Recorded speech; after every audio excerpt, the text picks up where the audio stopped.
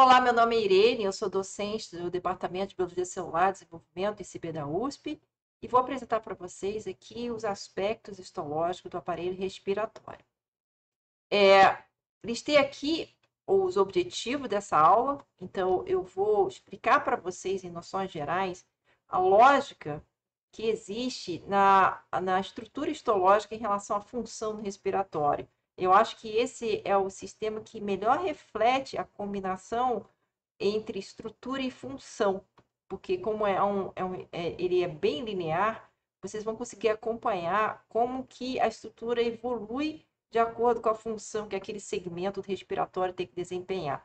E eu acho que esse aí seria um dos maiores atrativos de entender a histologia do respiratório.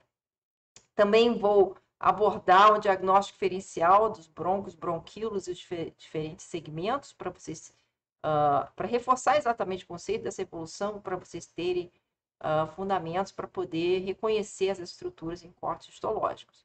E também identificar os tipos celulares que compõem o alvéolo, onde é feita a trocas gasosas. Então, dividir essa aula em 4 segmentos, cada um deve durar mais ou menos 15 minutos, talvez com uma certa variação, do total de 1 hora e um pouquinho. Primeiro, eu vou falar sobre noções gerais, onde eu vou explicar para vocês a combinação entre a estrutura histológica e a função. Então, são princípios gerais que eu acho que auxiliarão vocês no futuro, quando vocês precisarem lembrar da histologia do aparelho respiratório, com anos de ensino, eu já não alimento mais a esperança que vocês vão lembrar isso por muito tempo, os detalhes por muito tempo, mas o importante é que vocês consigam resgatar rapidamente quando precisarem dessa informação, e eu acho que isso é um segmento que vai ajudar bastante. Mas se vocês acharem que não é de utilidade, fique à vontade para acelerar para 2x, né, como todos estão fazendo na pandemia, ou pular essa segmento, porque depois eu falar das vias aéreas superiores e vou seguir a ordem que a anatomia seguiu, de começar da região superior do respiratório e depois migrar para as regiões inferiores, que são mais delicadas. Ok? Uma dica inicial também, nós temos 2 laminários virtuais disponíveis. Esse laminário virtual é da USP, tá? Então, é o Homero, o endereço está aqui, na verdade, você colocar Homero, srvicbus.br, esse restante deveria aparecer automaticamente. E tem um TinyURL só para ajudar um pouquinho, porque isso aqui realmente é um desafio da datilografar. O login é aluno e a senha aluno USP, aquela coisa bastante secreta, né? Por favor, não compartilhe com ninguém. Nós temos também um sistema MOL, microscopia online, de tutorial digital. Então, isso aqui foi feito pelo professor sênior Paulo Abrahamson, e ele tem explicações mais simplificadas do sistema respiratório, mas extremamente didáticas, com ilustrações interativas. Então, recomendo também como material. E um outro recurso que nós estamos usando bastante nesse período da pandemia seria o Histology Guide. O Histology Guide, ele é um recurso que foi liberado para a Universidade Americana. Ele tem lâminas também muito boas e também tem um pouquinho de uma explicação didática do lado e vocês podem navegar. Então, tanto o Homero quanto o Homero aqui, que é nosso, quanto o Histology Guide, eles são microscópios virtuais. Então, vocês podem transitar à vontade. É bastante prazeroso de ver e útil, auxilia bastante no aprendizado, tá bom?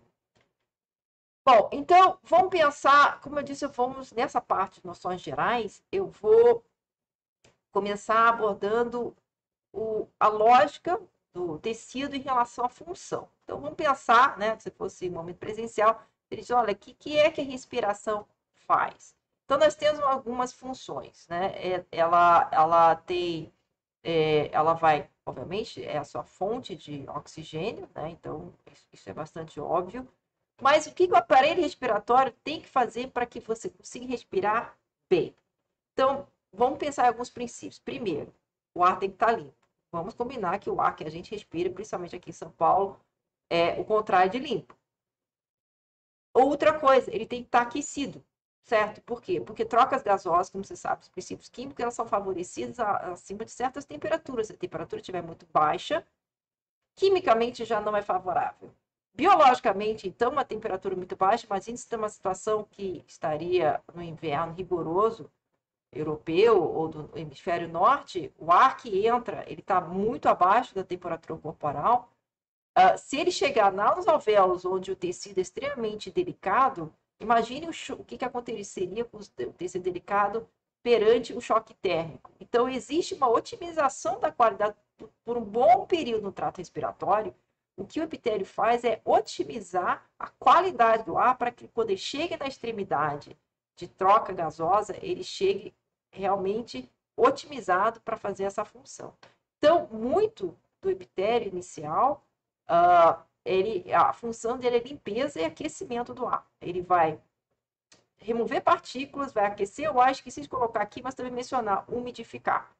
Nós moramos num país tropical, onde a umidade em geral, na maior parte dos lugares, é bastante alta, mas, novamente, por que precisa umidificar? Porque com o ambiente úmido, a troca gasosa também, porque a troca gasosa vai ser feita entre o meio, né, o meio é o que você está respirando, a atmosfera que está respirando, e o meio líquido que é a célula, intracélula. O oxigênio tem que entrar dentro das hemácias. Então, para fazer essa interface, que a gente chama de interface hematoaérea, umidade é bom, tá? Óbvio, tudo nos seus devidos, né? Umidade demais também não é bom. Afinal, não somos peixes. Outra função que o aparelho respiratório exerce é de olfato, né? Nesse período de coronavírus, isso está cada vez mais sendo enfatizado, porque a perda do olfato é um sinal bastante associado com o Covid. Produção de sons, né? A fonação, isso que eu estou fazendo agora, e que eu vou fazer por mais uma hora, depende do aparelho respiratório, certo? As cordas vocais fazem parte do aparelho respiratório. E equilíbrio térmico, vamos esquecer, equilíbrio térmico não é tão óbvio em nós, mas aqui esse indivíduo que praticou, fez um exercício físico, ou fez né, uma extenuação física, superaqueceu e nesse sentido, o respiratório ele também pode ajudar no equilíbrio térmico, né? Cachorros fazem isso o tempo todo, eles né, fazem eles arfam e ofegam. Muito bem. Então, como que essas funções são divididas? Macroscopicamente, nós temos aqui o trato condutor. Então, o trato condutor, ele conduz o ar, não realiza trocas nenhuma. Então, em termos de função, ele só vai conduzir o ar. E aqui nós temos o trato respiratório propriamente dito, onde vai ter a troca de ar. Aqui a qualidade de ar que chega, né, que entra no sistema respiratório pode ser esse, mas o que chega aqui nas pontas, no alvéolos, tem que ser nessa situação, tá? Então, o epitélio desse trato aqui, ele desempenha a função de converter o ar, ele é praticamente um filtro, se eu dizer, um filtro biológico, para converter o ar dessa situação poluída, cheia de partículas, seca, inóspita e mal cheirosa, para essa situação aqui, onde ela está umidificada, umidade, temperatura e pureza ótimas, tá? Dadas as devidas proporções. Tá? Então, nós temos aqui a porção condutora, cuja função é otimização do ar e facilitar a passagem do ar, porque quanto maior o calibre que você puder aqui, mais ar vai passar para cá. Então, também a manutenção da passagem do ar é importante. E aqui você teria a troca de gases. Então, epitélios desses diferentes porções, elas vão ser diferentes também. Tá? E tudo faz parte do trato respiratório. Mesmo na porção condutora, nós vamos ver uma evolução à medida que os calibres reduzem. Eu vou explicando por que essa evolução acontece. Tá?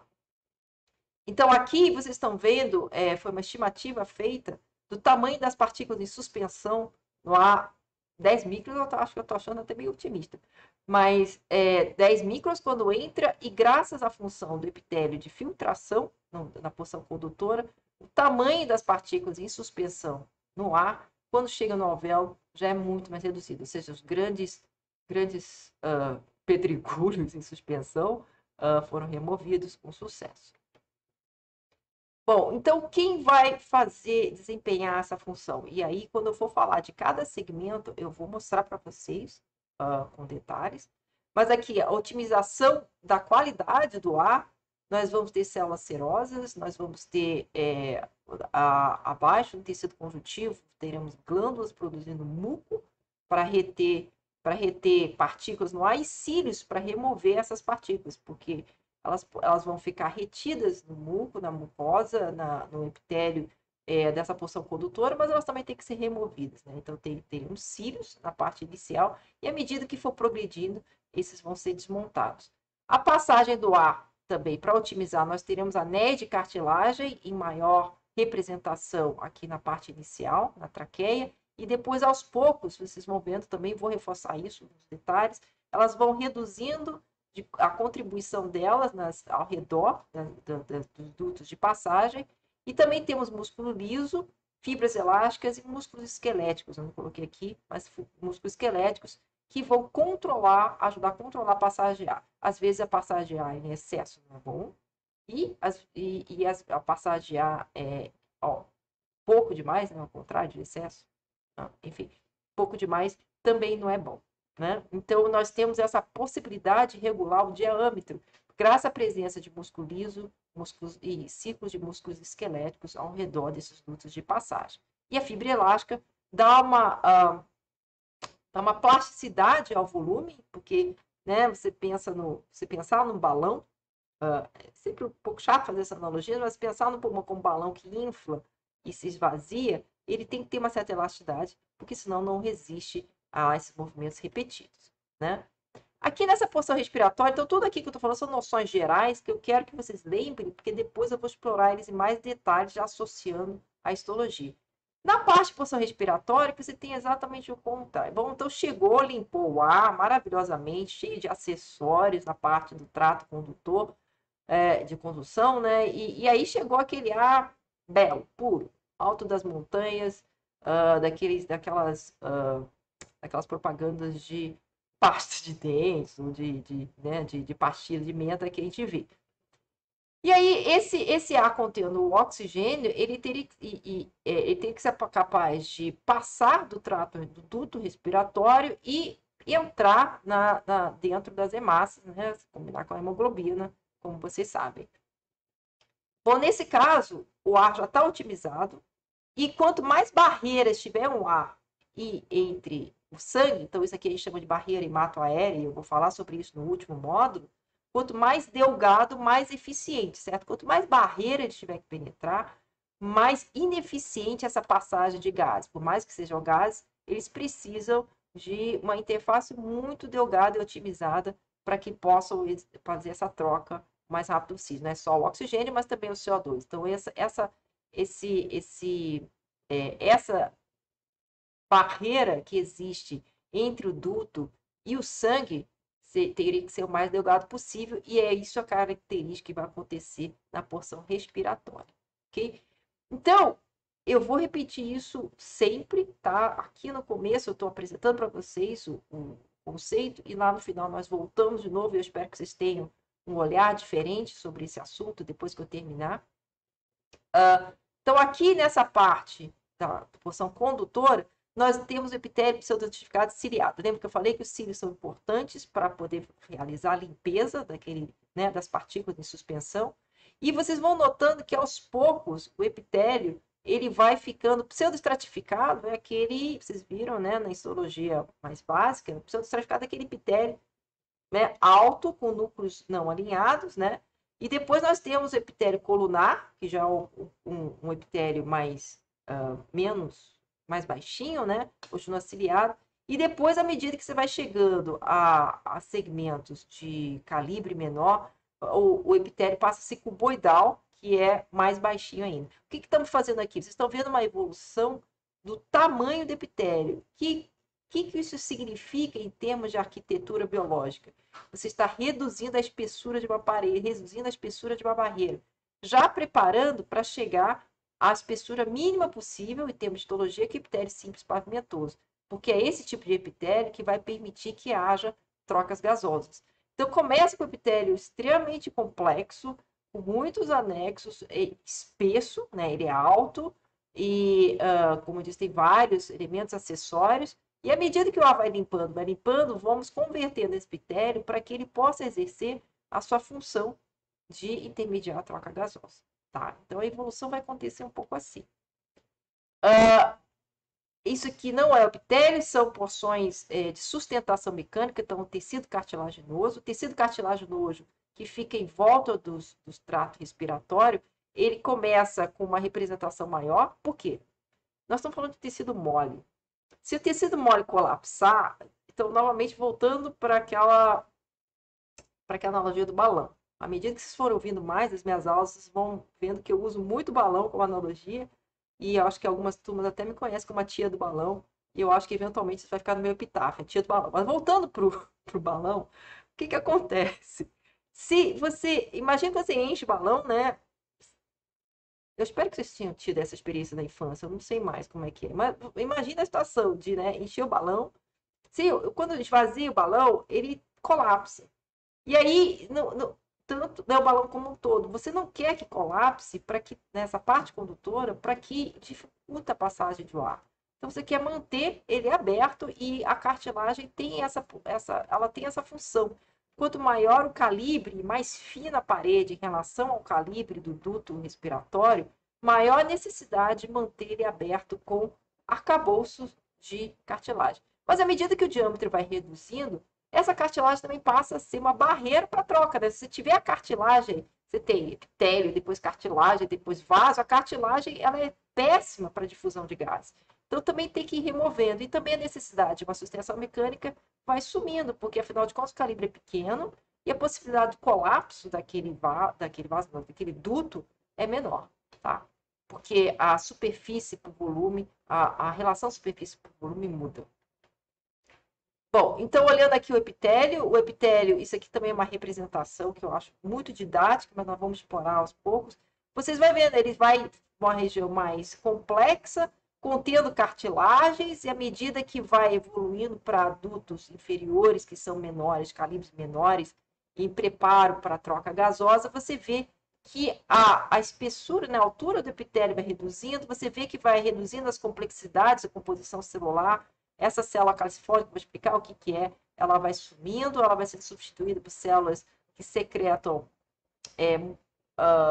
muco, né, e que prendam partículas, vai reduzindo, porque também a qualidade de ar está melhorando, e aí chega no ponto que você tem esse epitélio de revestimento simples pavimentoso, tá? Então essas glândulas vão sumindo, os cílios vão sumindo, e aí vai abaixando, vai ficando cuboidal, eles não fizeram cuboidal aqui, mas de qualquer forma eu acho muito didática essa figura e eu gosto de compartilhar com vocês. Então aqui você tem cartilagens para sustentação e ao pouco as cartilagens vão sumindo também, tá?